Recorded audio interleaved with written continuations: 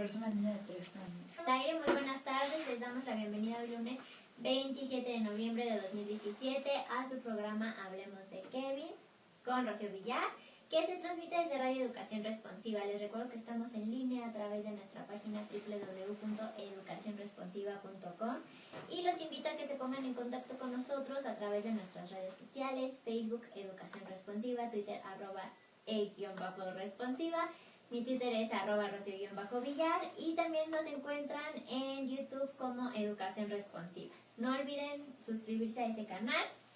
Y bueno, pues les recordamos que cada programa Kevin va a tener un padecimiento o condición diferente. El protagonista de nuestros casos siempre va a ser Kevin para poder mantener en privacidad la verdadera identidad de nuestros niños.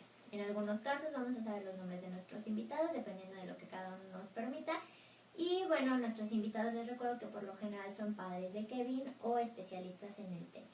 El día de hoy el tema que nos compete es muy fuerte, pero también demasiado importante, ¿no? Hoy hablaremos del abuso sexual infantil y también del maltrato infantil. Para eso nos acompañan nuestras amigas de Guardianes. Nos acompañan Erika Aponte. Hola, ¿cómo están? Muchas gracias por la invitación, Rocío. Y Rosario Alfaro, directora de Guardianes. Gracias, Rocío, por la invitación a tu programa. No, gracias a ustedes por venir. Ellos se dedican a acercar herramientas tanto psicológicas como emocionales y cognitivas a niños, niñas, papás y mamás, así como también maestros y personal que cuida de nuestros niños para tratar de prevenir el abuso y el maltrato infantil en nuestro país. Bueno, pues me gustaría comenzar poniendo más bien como en antecedentes a nuestros radioescuchas sobre qué es el abuso sexual. El abuso sexual infantil Sí. es cualquier gratificación sexual que un adulto o un adolescente busca en un menor con el fin de provocarse el mismo una satisfacción sexual. El abuso está en el desequilibrio de poder, ¿no? El adulto tiene una condición biológica, emocional, intelectual que le permite disfrutar de una experiencia erótica. En cambio, el menor pues no está preparado para eso. Entonces, el abuso generalmente es un asunto de un desequilibrio en el poder, pero es con seducción. O sea, de alguna manera, el menor a veces ni siquiera está plenamente pues consciente, ¿no?, de lo que le está ocurriendo. Y generalmente es una persona muy cercana al menor, que le tiene en mucha confianza, que lo quiere mucho, que hay una relación de afecto profunda entre el menor y el adulto, que le impide al menor darse cuenta de que esta es una situación abusiva, ¿no? No es generalmente con violencia, puede haber incluso abuso sexual con contacto físico o abuso sexual sin contacto físico. Por ejemplo, el abuso sexual con contacto físico es el que va desde caricias hasta ya sea una violación, no necesariamente es la violación, cualquier estimulación que un adulto se provoca con un niño para conseguir placer es un abuso, así como también el abuso sexual sin contacto físico, que es, por ejemplo, pedirle al niño que se desvista frente a él, exponer el cuerpo desnudo del adulto frente al niño para buscar una gratificación sexual, o lo que se hace a través de los dispositivos electrónicos, a través de internet, de contactar a niños en las redes y hacer grooming, de usar, por ejemplo, las fotos que los mismos adolescentes a veces suben para hacer sexting, que las usan para poderlos contactar, etcétera, ¿no? O sea, el abuso sexual es una serie de cosas o eventos donde los adultos están gratificándose ellos a través de pues de un contacto con una persona, con un niño, con una niña o con un adolescente. Ok, perfecto. Te voy a interrumpir tantitito. Les voy a comentar que vamos a continuar aquí en la transmisión por Periscope porque estamos teniendo algunos problemas técnicos en nuestra página para transmitir, que es www.educacionresponsiva.com. Entonces vamos a estar aquí en Periscope todo el tiempo. Pero bueno, continuando con lo del abuso sexual, ¿nos podrías platicar un poquito qué es el grooming para las personas que no tienen?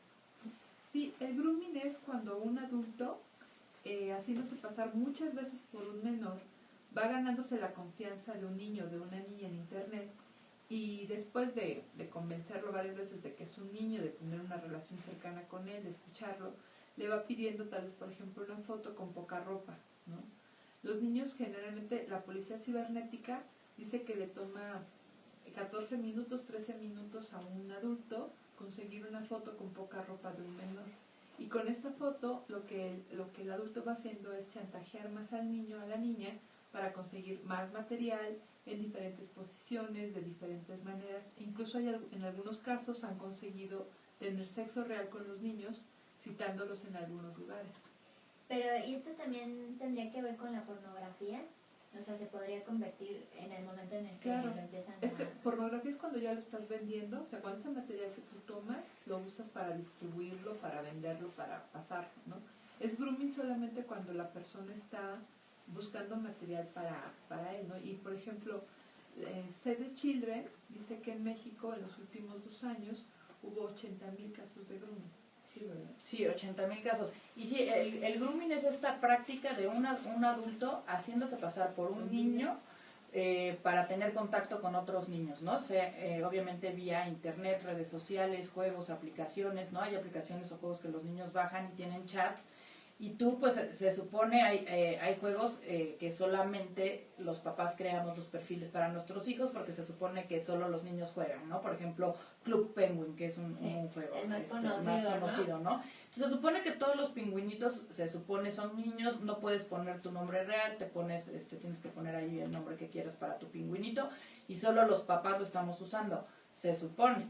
Pero ahí está el problema en el que no sabemos si la otra persona es un adulto, si realmente todos son niños, o es un adulto que juega y va jugando y se va haciendo amigo de niños. Y hay muchos casos, que eso es como lo importante también que la gente sepa, sí pasa, sí hay casos en los que la policía ha tenido que intervenir para que los niños regresen a su casa, para que los niños no caigan en manos pues o bandas de trata o grupos que lo que están buscando es pornografía infantil, porque sí pasa y a veces lo vemos como muy lejano, pensamos que no, porque no todos los días tenemos noticias en la televisión o no todos los medios le dedican espacio a estos temas, pero sí hay información de la Policía Federal, de la Policía Capitalina, de niñas que han rescatado, que iban ya a encontrarse con otras personas, un caso que nos comentaron alguna vez en Guanajuato, iba a Aguascalientes la niña a encontrarse con una persona con la que había estado platicando y afortunadamente lo lograron evitar antes porque la mamá era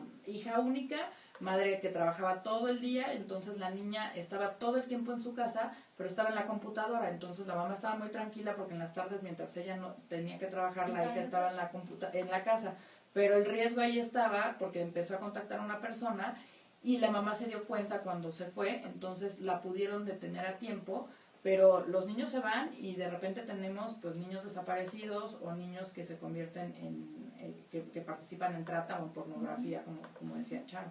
Sí, es que sí hay que tener muchísimo cuidado con todas estas cosas que a veces se ven tan inofensivas, pero realmente si no sabes quién está del otro lado, ¿no? Les damos también la bienvenida a nuestros amigos de Facebook Live. Aquí estamos platicando con nuestras amigas de Guardianes. También me gustaría que primero diferenciáramos como los conceptos, digamos, para que ya en la siguiente parte podamos partir ya en cuestiones más prácticas. También quisiera preguntarles si es lo mismo o hay alguna diferencia entre la pederastia y la pedofilia. Mira, generalmente en muchos libros de psicología no existe una diferencia, se manejan como dos cosas similares. Nosotros en Guardianes hemos hecho una diferencia para que podamos entender estas cosas de una mejor manera. Nosotros en Guardianes entendemos por pedófilo aquella persona que tiene fantasías sexuales con niños, pero que no lo ha llevado nunca a los hechos, ¿no? O sea, que solamente tiene fantasías sexuales con niños o con niñas o con personas incluso menores de edad, ¿no? Con adolescentes. Y al pederasta le denominamos así a la persona que ya ha llevado esas fantasías al acto, ¿no? A la realidad, que ya ha pasado algo con niños. ¿Por qué hacemos esta distinción nosotros? Porque hay personas que pueden tener fantasías con niños y no llevarlas al acto, ¿no? Aunque de verdad deberían de preguntarse por qué están fantaseando con menores de edad, ¿no? Sí, claro, algo nos está algo no está bien, ¿no? Exacto. Y además, el pasaje al acto es muy simple, ¿no? O sea, después de tantas fantasías es muy fácil poder pasar a tener contacto con una persona pequeña, ¿no? Pero el pederasta, lo que nosotros hemos visto es que es mucho más difícil cambiar ese tipo de, pues, de comportamiento sexual, de conducta, ¿no? O sea, el pedófilo sí lo pueden como rehabilitar, digamos. Mira, ¿cómo se diría? no tenemos hasta ahorita un grupo de pederastas anónimos o pedófilos anónimos que digan, yo antes era pederasta y ahora no, ¿no? Porque realmente las personas que se han dedicado a estudiar mucho acerca de cómo cambiar esta conducta, no tenemos registrados casos que con un comportamiento científico, digamos, que podría ser algo que podamos generalizar y decir como ya encontramos la solución a la pedofilia y a la pederastía en el mundo, ¿no? La verdad es que nadie tiene esa situación. En Estados Unidos y en Inglaterra, donde se ha hecho más investigación al respecto para este tipo de casos, por ejemplo, en Estados Unidos hay una clínica que no ha podido dar de alta todavía a ninguna persona, ¿no? Y en Inglaterra los tratan con castración química, pero la verdad es que la castración química no sirve absolutamente de nada. Una persona que no tiene una erección puede seguir abusando sexualmente de niños, ¿no? O sea, no se necesita eso para ese asunto. Sin embargo, yo sí creo que es una cosa que debemos de investigar mucho más, porque es muy común, o sea, desgraciadamente es muy común. No existen como métodos que digamos esta es la manera correcta de tratarlo, y además también pocas veces buscan ayuda, ¿no?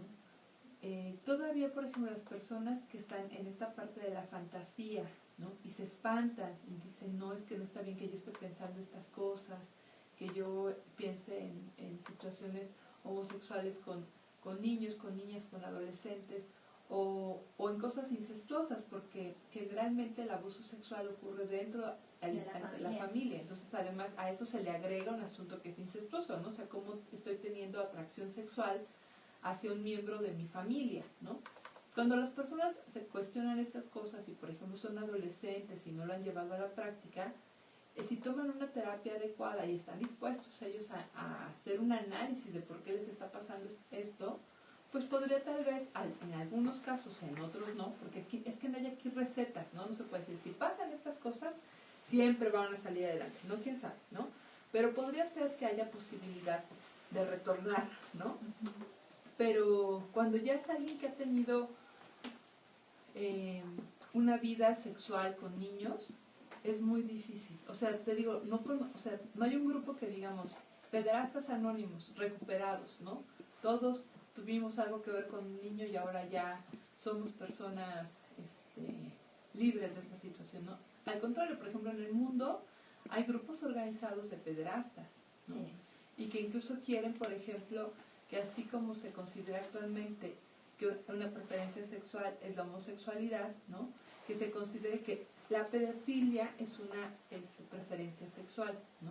¿Cuál sería la diferencia? Pues que la homosexualidad es un comportamiento entre adultos, que los dos tienen pleno consentimiento y plena voluntad y plena conciencia para ejercer sus derechos sexuales y reproductivos, ¿no?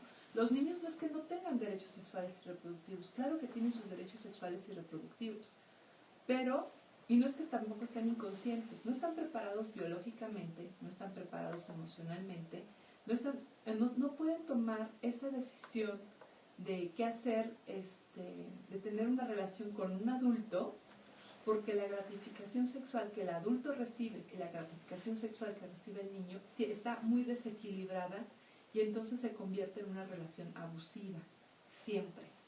Okay. Nos tenemos una pregunta de la audiencia que dice que si esto se trata con fármacos.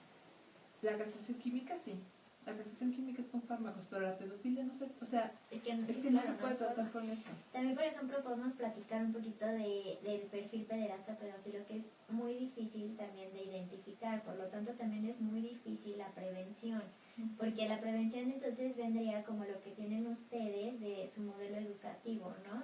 Y es más enfocado hacia qué hacer que el niño pueda decir no, o sea, la manera en la que él tiene de defenderse, entre comillas, porque pues al final de cuentas muchas veces son obligados, ¿no? Ujú.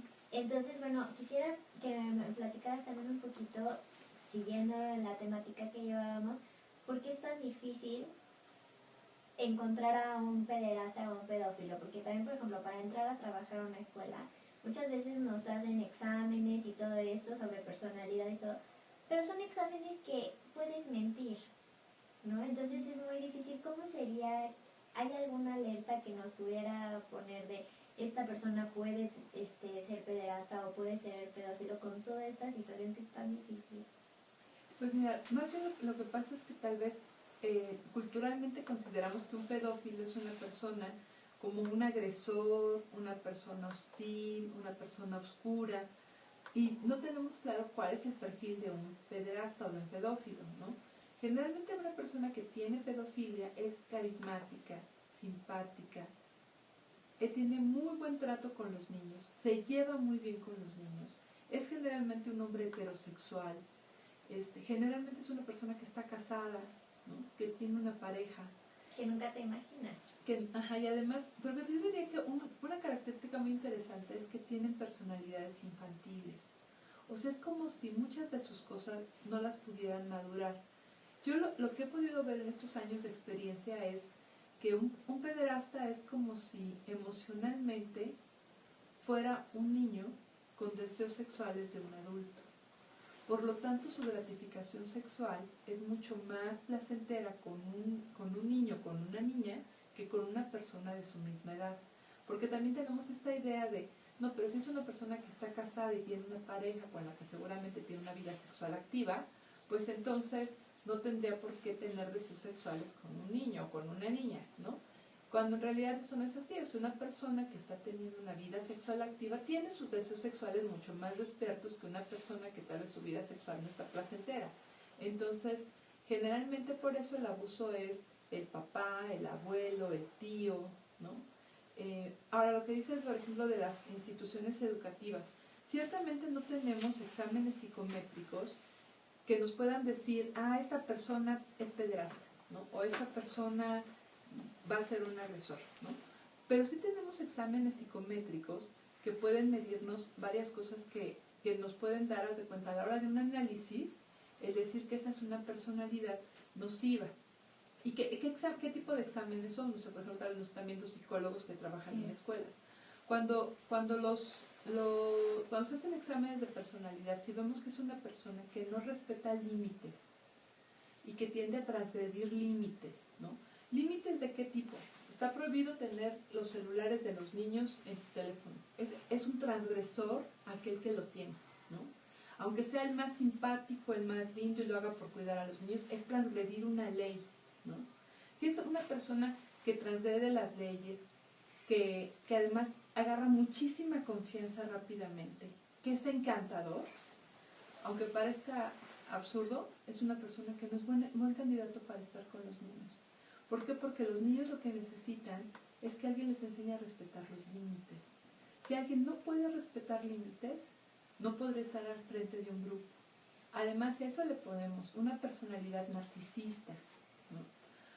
O una personalidad borderline, y una persona que tiende a tener una personalidad que va de la manía a la depresión, entonces nos da muchas pistas de que es una persona que podría no ser buen candidato para estar con niños, no solamente por el tema del abuso sexual, sí, ¿no?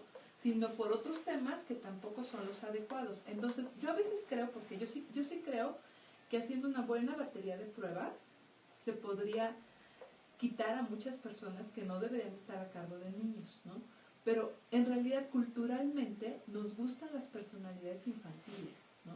Sí, y además lo identificamos muchísimo como de, ay, es súper niñero, cosas así, y a lo mejor no es que sea niñero, es que está teniendo estas conductas infantiles, que es muy diferente, ¿no? Exactamente. La pregunta es por qué se lleva mejor con los niños que con los adultos, ¿no?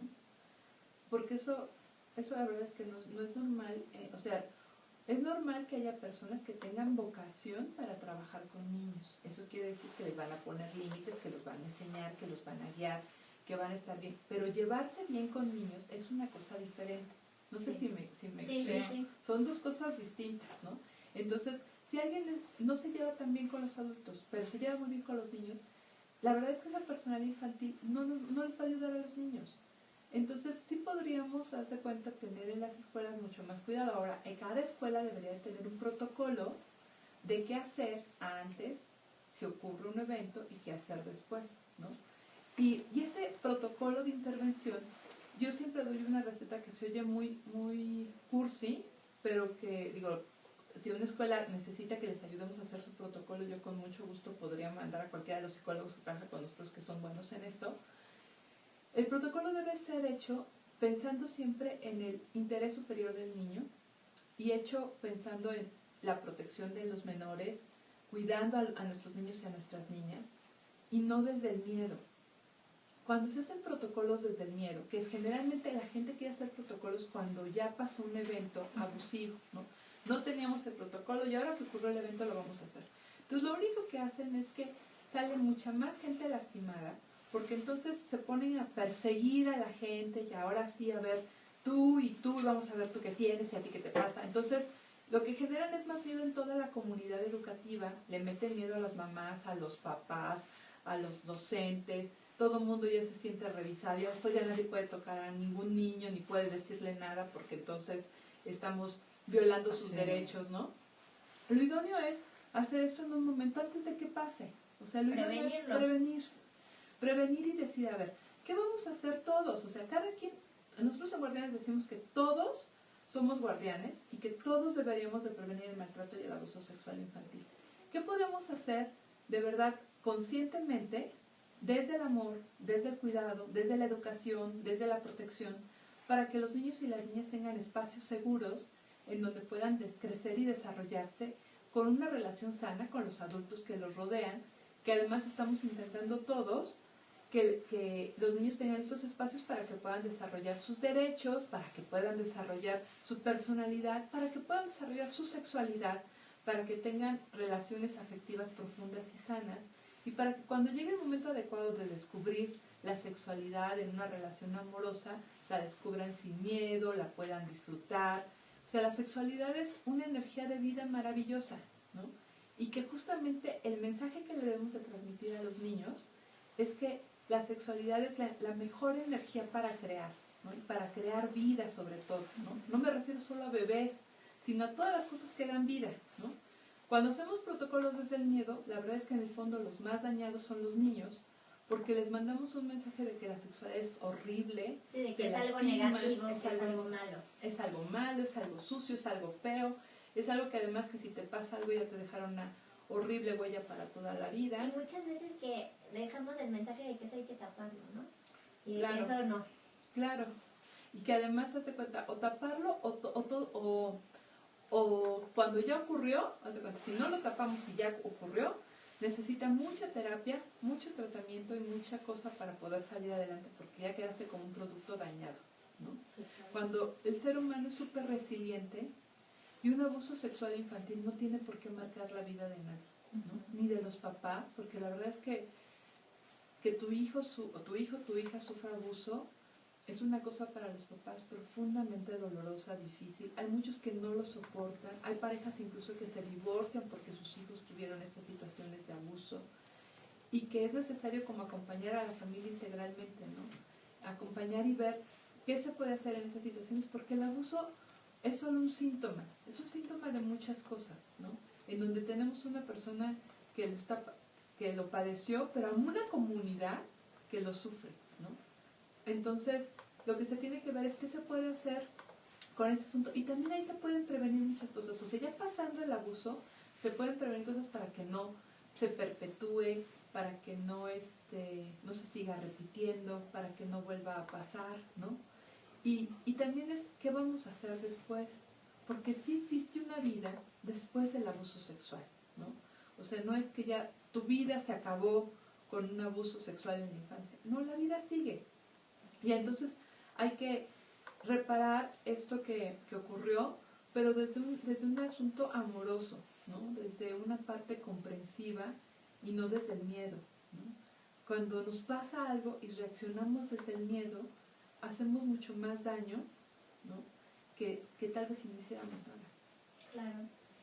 También te quisiera preguntar un poquito sobre las estadísticas de México y en el mundo, más o menos para darnos una idea realmente del problema en el que estamos metidos, porque es un problema que de verdad a mí me impactó muchísimo cada vez que veo las estadísticas sobre abuso sexual infantil y bueno, y también sobre maltrato, que son impresionantes.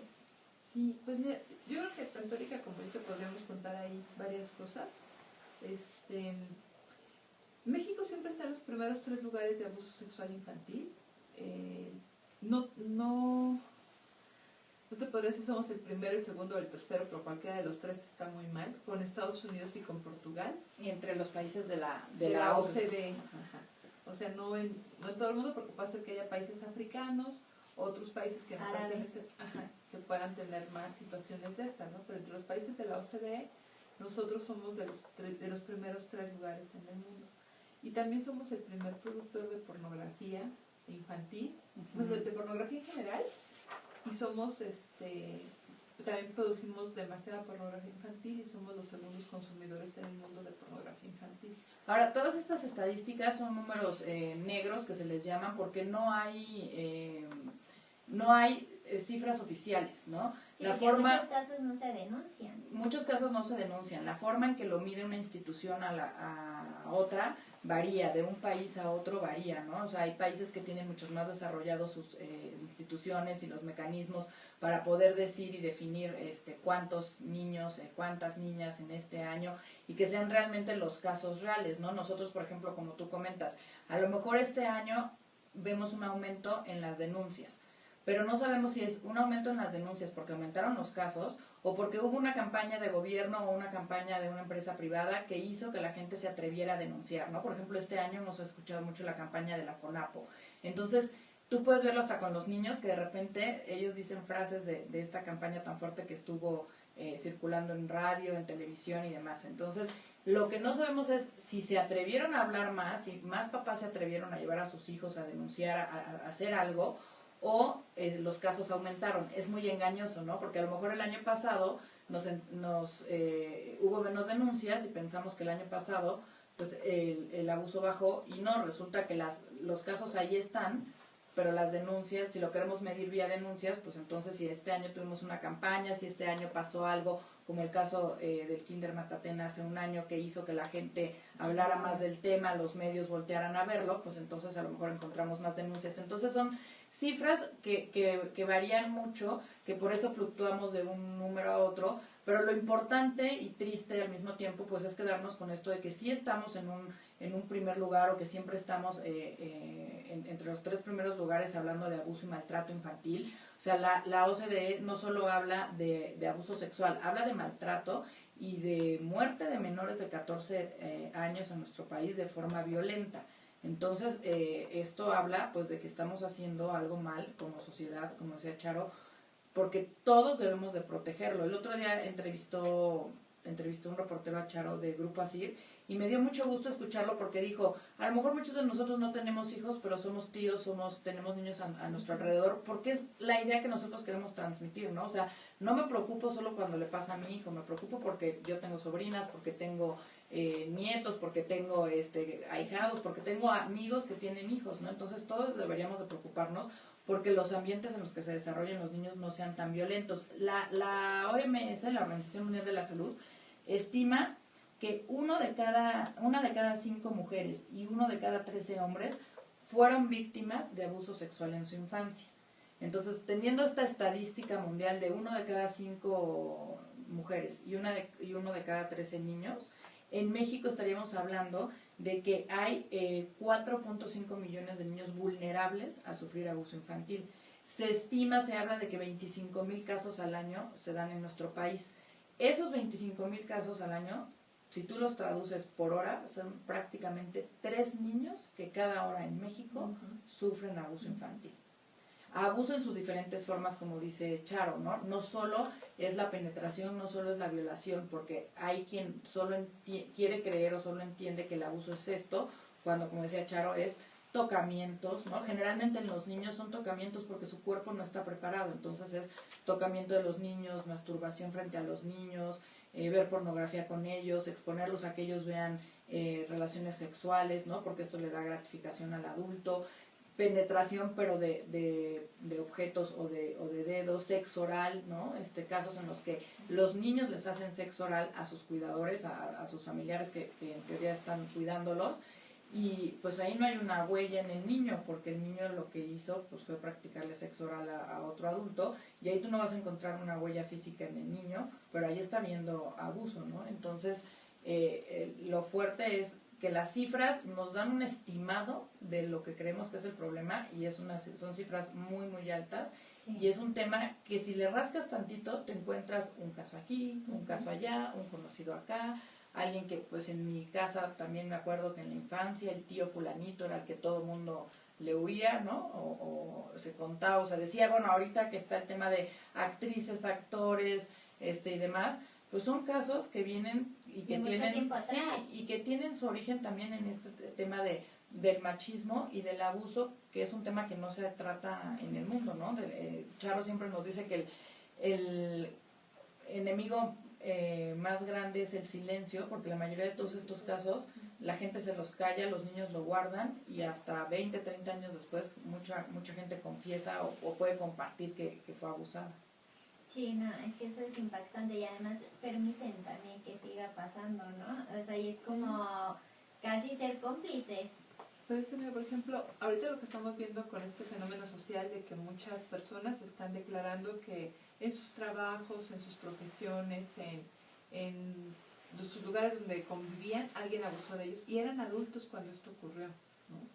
Eran adultos, eran personas que habían estudiado, eran profesionistas, no eran niños, y se tardaron muchos años en poder denunciar esta situación, ¿no?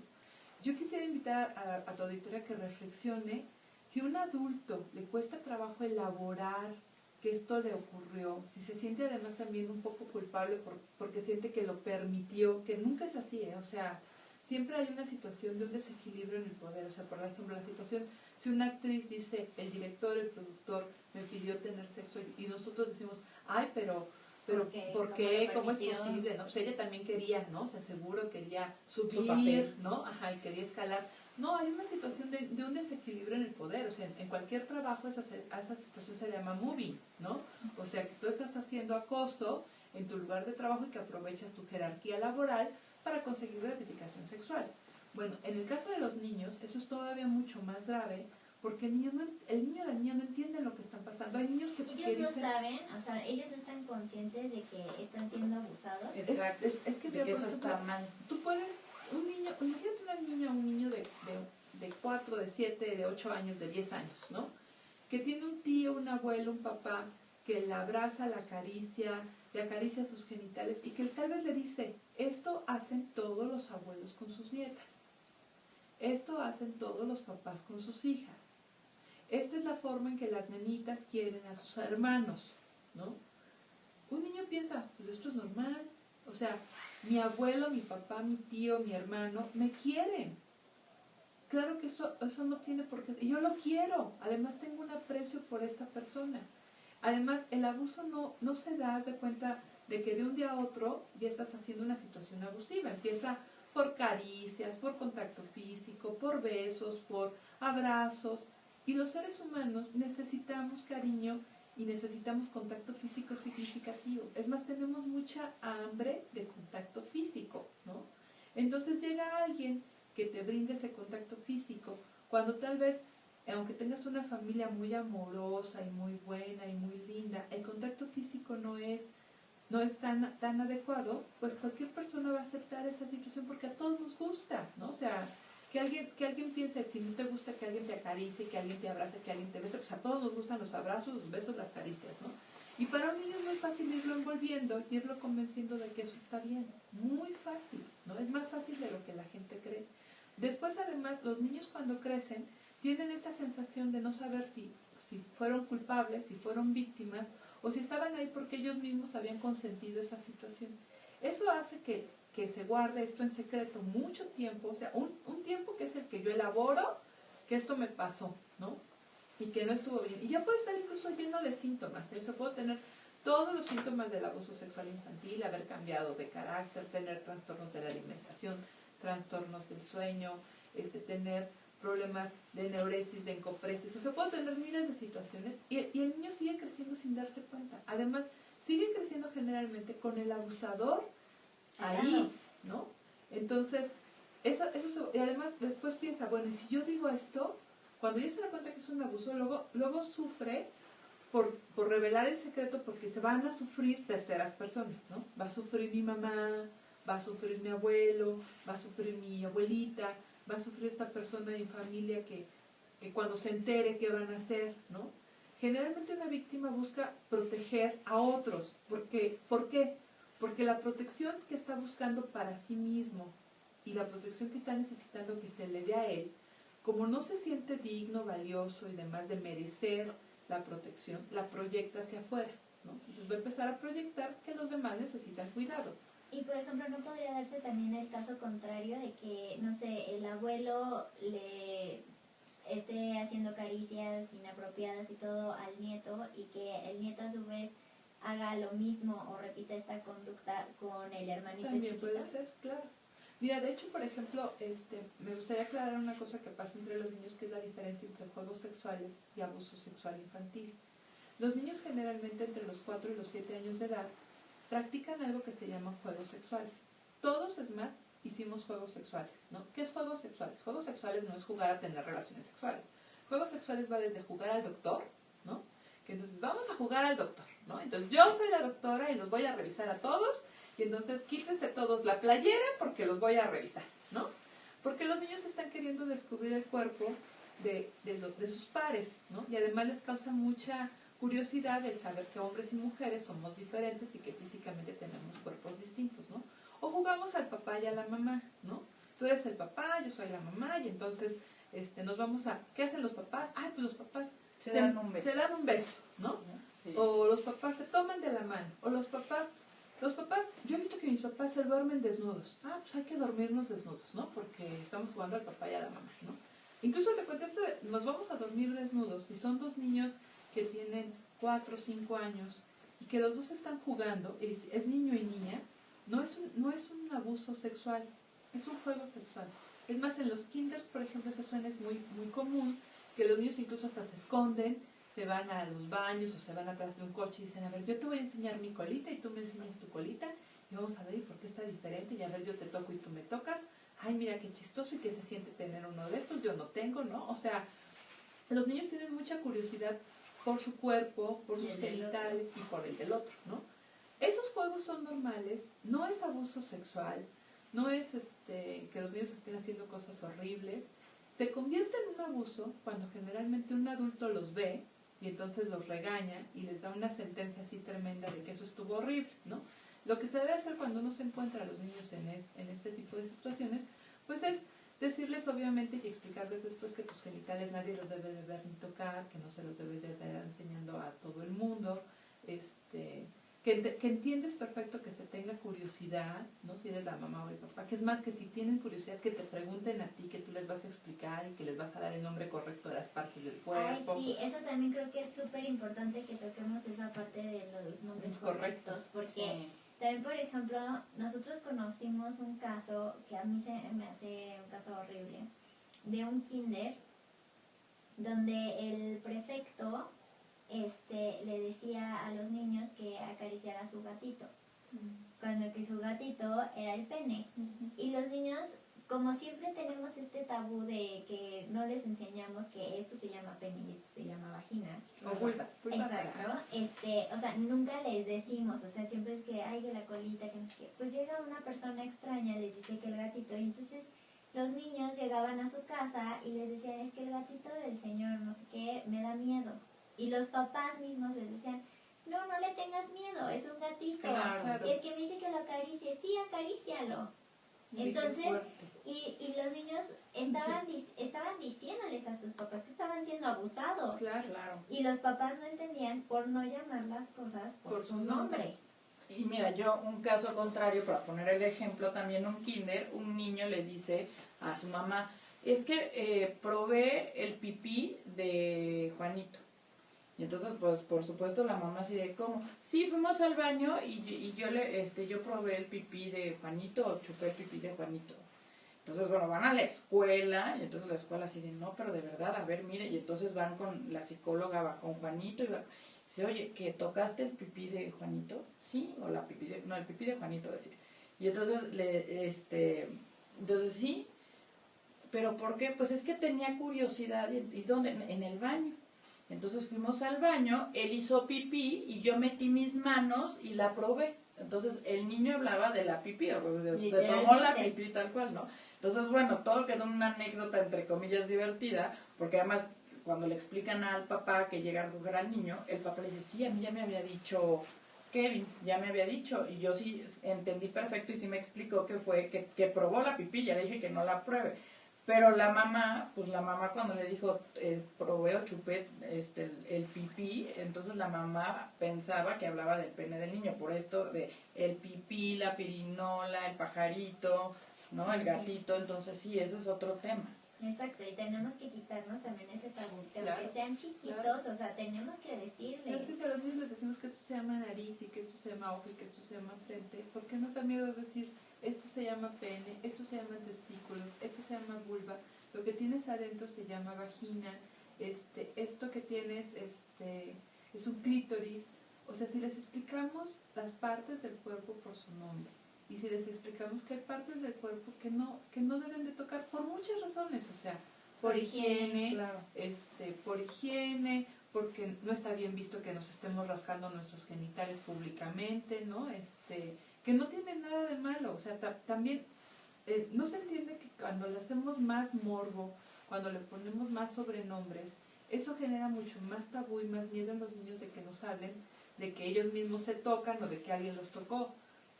Cuando es algo natural, eso no tiene por qué causar un mayor problema, y además es muy diferente que un niño venga y te diga, oye mamá, el prefecto me enseñó su pene, ¿no? A que digas, no quiero acariciar el gatito del prefecto, ¿no? O sea, entonces el lenguaje adecuado siempre va a ser un factor de educación, de protección y sobre todo pues de prevenir este tipo de situaciones, ¿no? Fíjate, a nosotros nos preguntan mucho cómo prevenir, y de repente la gente se sorprende con la respuesta que es hablando e informando, y yo siento que de repente hasta se decepcionan, ¿no? Como que esperan que les des la fórmula, el escudo mágico, y es que de verdad el tema pasa por hablar e informarse y por educarnos en la sexualidad, ¿no? Te decía Charo hace unos minutos, te hablaba de que la sexualidad pues es una fuerza creadora y que no hablamos nada más de esta parte de la sexualidad como relaciones sexuales y tener hijos. Pero el problema es que como sociedad así lo pensamos. Cuando tú le dices a alguien, es que hay que hablar de sexualidad con los niños. No, ¿cómo? Mi hijo tiene 4 años, ¿cómo voy a hablar de sexualidad con él? Pues nosotros eso es lo que hacemos. Nuestro modelo está basado en informar a los niños, en hablar con ellos, pero todo acorde a su edad, a lo que necesitan saber, y entendiendo que la sexualidad es algo con lo que nacemos y que tenemos todos desde que llegamos al mundo, ¿no? Entonces, el tema es, como en muchas otras cuestiones de la vida, es hablar, estar informados, platicar con los niños. Nosotros trabajamos con niños de 3 años en adelante y jamás llegamos con un niño de 3 años ni a espantarlo y a decirle que no puede permitir que nadie lo toque porque entonces lo quieren tocar todos y entonces el niño se va con miedo. No, lo que recibe, como tú decías, son herramientas para que el niño sepa detectar situaciones vulnerables, para que sepa expresarse, ¿no? Para que sepa hablar de lo que está pasando, hablar de su cuerpo, de las emociones que siente, porque si no, pues entonces no vamos a poder prevenir. Pero para eso necesitamos los adultos y los cuidadores, los papás, los profesores, tener una mente abierta y dejarlos de tabús y hablar con los niños de cosas que ellos entienden además de una forma muy fácil, ¿no? O sea, cuando tú les explicas a los niños, tu cuerpo está formado por estas partes, se llama pene, se llama vagina, perfecto, o sea, el niño no tiene el tabú de decir mi pene y él lo dice normal, y los que volteamos asustadísimos. Sí, no digas pene, ¿no? Sí, cuando es algo muy sencillo y los niños entienden todas las recomendaciones y todo lo que les damos de forma muy sencilla y rápida. Y es que sí, es lo más básico, hablar con ellos, y te apuesto a que esas personas no han hablado con sus hijos. No, porque te da miedo, mira. Porque les da pena. Hay un miedo a que tu hijo pierda la inocencia. Por ejemplo, yo tengo una hija de 12 años y de repente dices, ay, ¿por qué le voy a contar que mataron niños en una escuela en Monterrey? No quiero que se entere. porque como papá sientes que la estás exponiendo a un mundo demasiado violento y que ella, que debería estar nada más pendiente de sus amigos y de lo bonito que es la vida, se tiene que enterar que pasan esas cosas, ¿no? Entonces, sí, hay una parte en la que aunque no quieras, siempre dices, sí, una resistencia a no querer enseñarles el lado feo de la vida. Pero hay formas de hacerlo, ¿no? Como nosotros que lo hacemos a través de un cuento que se llama La playera de Filipón, y que te trajimos tres cuentos por si los quieres regalar a tus radioescuchas, por cierto, aquí está. Que son formas de hablarles a los niños y de explicarles las cosas que pueden pasar, buenas y malas, pero hay formas de hacerlo, ¿no? Y de no quitarles, como dice Charo, la inocencia, no los estamos pervirtiendo, no estamos haciendo nada más que darles información y cuidándolos. Claro. También me gustaría preguntarles algo, si hay como algún grupo más vulnerable entre los mismos niños, que sean más como afectos a que les pasen estas cosas. Por ejemplo, esta pregunta me surge específicamente por el caso de Matatena, donde el niño, que fue uno de los más sonados y todo, tenía problemas de lenguaje. Y entonces decían que se acercaban más a los niños que tenían algún tipo de trastorno o de problema, porque era más difícil que ellos lo comunicaran o que se dieran cuenta realmente de lo que les estaba pasando. ¿Esto es cierto? Mira, nosotros hemos visto que los niños que tienen alguna discapacidad, pues obviamente se vuelven en un punto más frágil para que un abusador llegue a ellos, ¿no? También lo que hemos notado es que niños con baja autoestima o que tienen muy pocos cuidados parentales, por ejemplo, pueden tener papás y vamos, en esta sociedad trabajan los dos a tiempo completo, pero que el tiempo que pasan con sus hijos, hay papás que trabajan a tiempo completo y que cuando pasan, aunque sea media hora con sus hijos todos los días, es un tiempo de calidad, ¿no? Es un tiempo en donde están conectados con los niños, en donde los escuchan, les preguntan ¿Qué pasó? qué ¿Cómo pasó, qué hicieron y demás. Entonces, los niños de alguna manera tienen el cuidado de un adulto que está ahí, ¿no? En cambio, hay niños que sus papás no pasan tiempo con ellos de calidad nunca. Puede ser que no trabajen, fíjate, que estén ahí todo el día. O sea, porque luego así cuando pensamos en tiempo con los niños se piensa que tienen que estar todo el día. Pues hay una mamá que incluso viva con los niños, que esté con los niños todo el tiempo, pero también la casa tiene un montón de responsabilidades y de cosas que hacer que a veces impiden que una mamá se tome el tiempo de estar con los niños, ¿no? O sea, una cosa es que vivas ahí, que estés ahí junto a ellos, y otra cosa es que les estés poniendo atención. Entonces nos hemos dado cuenta que los niños que tienen menos espacios para ser escuchados, que tienen una autoestima más baja, que tienen más necesidad de afecto, que además no tienen un lenguaje adecuado para hablar de cuestiones sexuales o afectivas, que además son niños que no saben poner límites, niños que por ejemplo nunca se les ha dicho que su no se debe de respetar, niños que no conocen sus derechos, que no saben que tienen derechos a ciertas cosas, que tienen derecho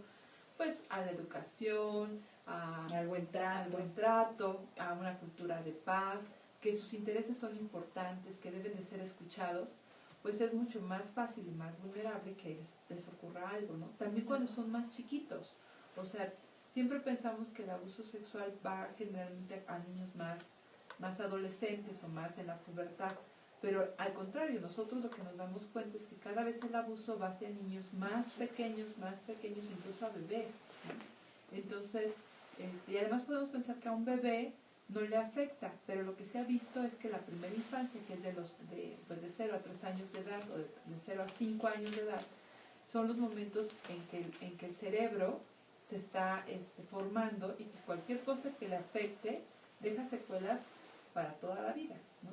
Entonces, un bebé que no tiene a veces todavía la capacidad de lenguaje para poder hablar de muchas cosas puede ser vulnerable a una situación de abuso. Por eso el tema de empoderar a los niños y empoderarlos para bien, porque la palabra se ha utilizado mucho últimamente y de repente hay quien la escucha y nos dice, no, es que este tema de empoderar a los niños es convertirlos en tiranos. No, es empoderarlos para que puedan decir no, obviamente en ciertas decisiones familiares, ¿no? O sea, tú le puedes permitir opinar en qué se quiere poner hoy porque vamos a estar en casa y no pasa nada. Bueno, mañana vamos a una fiesta, entonces te explico y te digo, hay que cumplir con cierto protocolo, nos vestimos más elegantes, no sé, ¿no?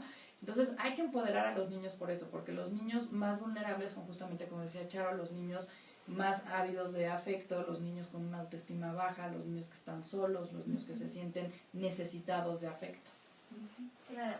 Bueno, ahorita ya se nos está acabando el tiempo y quedaron muchas preguntas en el aire, pero ya estábamos hablando un poquito al principio sobre la era cibernética, ¿no? Y este estudio que hicieron ustedes.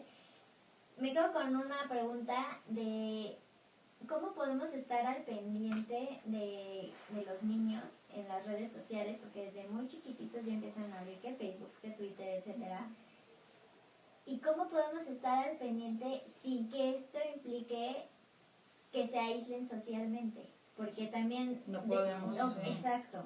Y también a lo mejor no se sienten cómodos que tú como papá estés ahí viendo que se están poniendo de me gusta fulanito, que no sé qué y todo, y a lo mejor no se sienten bien, y qué podemos, o sea, ¿cómo lo llevamos a cabo? Bien, nosotros tenemos, tal vez ahorita para el tiempo ya no nos dé tiempo de decirlo todo, pero en nuestra página web existen 2 herramientas que pueden ayudarlos a los papás. Uno es un decálogo que hicimos justamente para la relación padres, niños y niñas, sobre cómo, qué cosas hacer para los papás. O sea, por ejemplo, los papás deben de ser expertos en tecnología, si es que quieren que sus hijos tengan un dispositivo electrónico, ellos lo deben de conocer mejor que los niños, deben de saber cuáles son las aplicaciones, las páginas web que sus hijos con mayor frecuencia van a visitar y saber qué es lo que tienen, si tienen chat, si no tienen chat.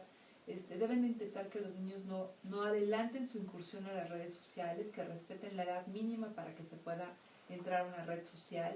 Deben de aprender cuáles son las aplicaciones que pueden ser pues que no son que son justamente para evitar que los niños entren o accesen a sitios que no deban de ver, o sea, como poner candados, filtros, entonces creo que ahí el decálogo en nuestra página, que es www.guardianes.org.mx, pueden encontrar el decálogo y ver.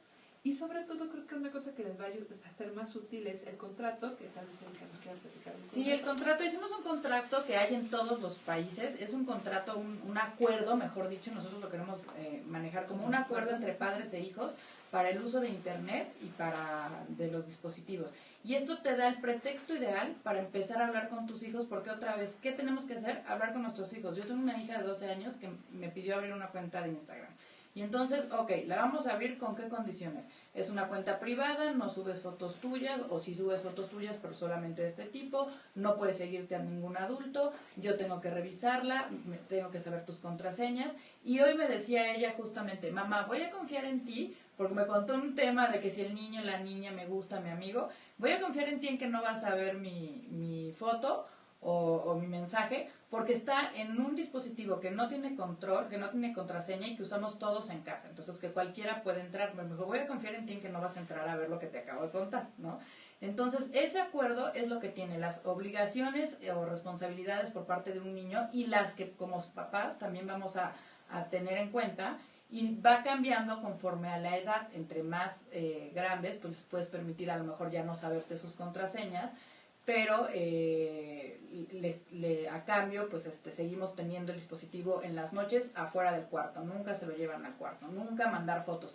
Pero lo que te da ese acuerdo te da herramientas para empezar a hablar con tus hijos de los riesgos, porque lo que tenemos que hacer es hablar con ellos de lo que está pasando, que sepan qué es el grooming, el sexting, lo que van a encontrar en la red, bueno y malo, y que si encuentran algo malo, estamos para ayudarlos. Sí, claro. Perfecto, muchísimas gracias. ¿Cómo podemos contactarlos? Pues ¿Podrían repetirnos sus redes y sus teléfonos? Nos pueden encontrar en nuestra página web, que es www.guardianes.org.mx, en nuestras redes sociales como @guardianesmx, tanto en Facebook como en Twitter, sí, o en nuestro teléfono, que es 3618-0240, se lo repito, 3618-0240, y ahí con mucho gusto pues estamos para contestar sus dudas y preguntas. Nosotros generalmente tenemos todos los fines de semana cursos en el Museo de Memoria y Tolerancia, para padres de familia, para mamás, gratuitos, a los que pueden sumarse. Generalmente todo un mes abordamos una temática y es tomar un curso completo gratis cada mes. Y el último viernes de mes, cuando es la junta de la SEP, que no hay clases, junta técnica, contamos siempre de forma gratuita el cuento de Filipón en el Museo de Memoria y Tolerancia, donde pueden ir. Además, muchos de nuestros programas, por ejemplo, el cuento de Filipón lo podemos contar en cualquier escuela de forma gratuita. o sea, cualquiera que nos lo pida podemos ir a platicarlo. Lo hemos contado en escuelas, en parques, en plazas, en todas las partes donde se pueda. Y nuestros cursos, la verdad es que es muy fácil tener acceso a ellos. Tenemos cursos para niños, para papás, para docentes y desde los 3 hasta los 12 años de edad. Hemos dado algunos cursos para adolescentes porque también con ellos hay abuso sexual y hay otras circunstancias de su sexualidad que necesitan estar como más al pendiente, porque por ejemplo con esto de las redes sociales nos damos cuenta que los niños, las niñas, los adolescentes son expertos y nacieron ahí, son nativos de los espacios digitales, y los adultos somos migrantes, no sabemos de esas cosas, pero ellos no están listos para prevenirse de los riesgos y necesitamos acompañarlos, no vigilarlos, pero acompañar su proceso de incursión en redes sociales para que su experiencia sea gratificante, que es lo mismo que intentamos con la sexualidad. La idea no es prohibir, no es reprimir, no es coartar, no, al contrario, es acompañar a que descubran ellos su sexualidad, a que descubran ellos su energía de vida, para que cuando la descubran la disfruten, tengan relaciones profundas, amorosas, plenas, en donde se realicen como personas, ¿no? Y la sexualidad es un don maravilloso de la humanidad al que no le debemos de tener miedo, pero al que debemos de saber que justamente porque es algo tan bueno, tan valioso, alguna cosa que la dañe puede dejar pues una marca difícil, ¿no? Como también en internet nuestra huella digital puede dejar, o sea, no digital de esta, ¿no? Sino la digital de aquí, de todo lo que haces, todo lo que haces ahí, va a dejar una muy huella para siempre, ¿no? O sea, los adolescentes que ahorita se emocionan por subir sus fotos tomados o Sí, sin después ropa se van y a demás, arrepentir cuando anden buscando trabajo. Sí, exacto. o pareja seria, ¿no? O sea, ahorita está muy padre pelearte con tu novio de la secundaria, pero el día que ya te quieras casar o tener una pareja estable, vivir con alguien, y que aparezcan ahí tus 55 novios con los que hacías berrinche, pues no va a estar tan padre, ¿no? O sea... Pues muchísimas gracias por haber estado con nosotros. Los invitamos a todos a que se conviertan en guardianes. Exacto. Y bueno, nos despedimos de Periscope. Hasta luego. Les recuerdo nuestras redes sociales: Facebook Educación Responsiva, Twitter @e_responsiva, mi Twitter es @rocío_villar. Y no se olviden de suscribirse a nuestro canal de YouTube, nuestro canal de YouTube es de Educación Responsiva y nuestra página es www.educacionresponsiva.com. Muchísimas gracias, hasta luego.